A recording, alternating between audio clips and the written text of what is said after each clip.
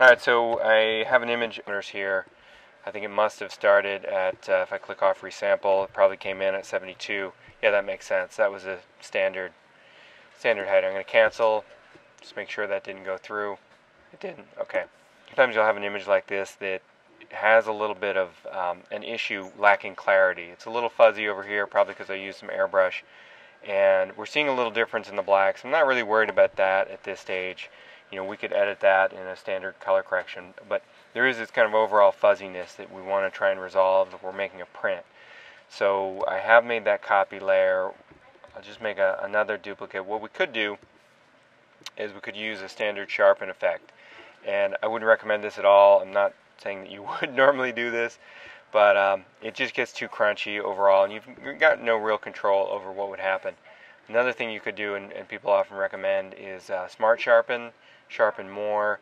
I don't tend to use a lot of these because I find like these are kind of, this is the beginner version, these are kind of the intermediates, and then unsharp mask is sort of like the more advanced mode, where you have much more control over how much you're sharpening, the radius, the pixel radius of your sharpen, and then threshold just allows you to dial it back a little bit, and you can push it pretty far.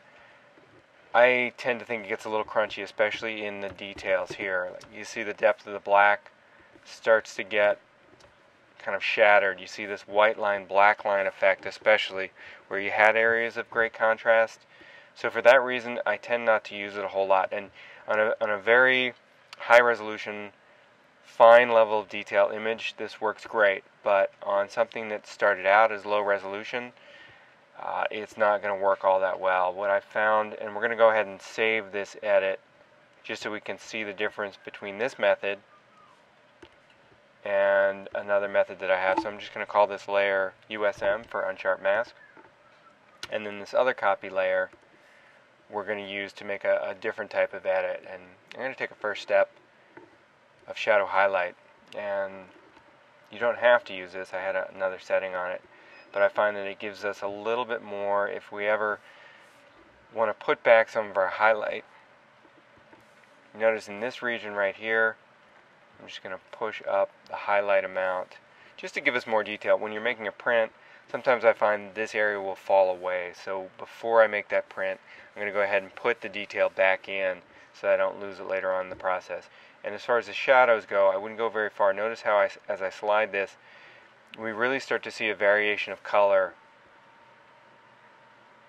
that can be problematic. So I'm going to keep that dialed down pretty tight.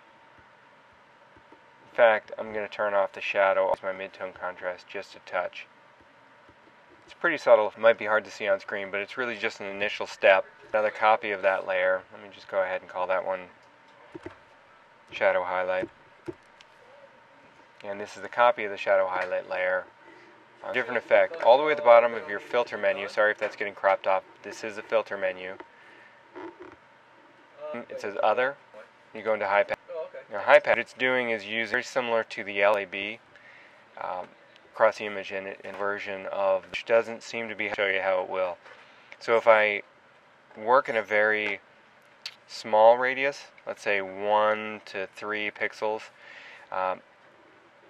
it represents the image and the edges are delineated just a little bit more. But if I increase the pixel range, it looks like it has a much more soft focus, and what that can give you is a more volumetric effect. So I'm going to dial it back down to 3, 2.5, 3, and go ahead and apply that. And left to its own devices, it's not really helping us out. Just going to go ahead and call this high pass 2.9 pixels. Sorry for my slow typing. And then once I shift the mode to overlay or soft light or hard light, you're going to see the effect really start to improve our image. I find that hard light is kind of crunchy. I wouldn't recommend using that a whole lot. And if you do, dial it down to about 40%.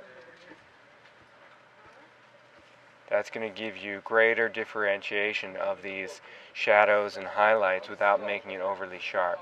In fact, I would go one step further and just use soft light. because it tends to be a more subtle transition. And this is just a nuance, getting a little bit more dimension, a little more volume out of your overall image. Now, if you wanted to get, what I wanted to say is that it does it mainly right on the edges, and that's the way that we built this, at a very small pixel depth. If we want to make it a more pronounced effect, we go back in. Again, this is the filter menu. I'm not going to hit high pass again because I want to change the value. So I'm going to go to high pass through the direct select, and I'm going to change it to a much higher value. And it's going to depend. You can't just use the same thing every time in terms of the amount of pixels. You'll have to vary it according to your scene. So in this case, I think if I go to about 8, maybe 9, and I'll see it change here. I start to see more of a contrast across this edge, which I really want to bring out. So at about 12.5 pixels, I'm going to let it go, and then I'm going to shift it to soft light once again. And so you see that now it's allowing us to view across this edge more of the overall sense of the colors and depth. I really like the way this works. I would say that over about 40 to 50%, it becomes kind of heavy-handed, so I'd recommend kind of staying with that. But it works on all kinds of different images, and sometimes you can actually apply it to both the overall image for volume and the edges at the same time, and it's really not going to hurt your image at all.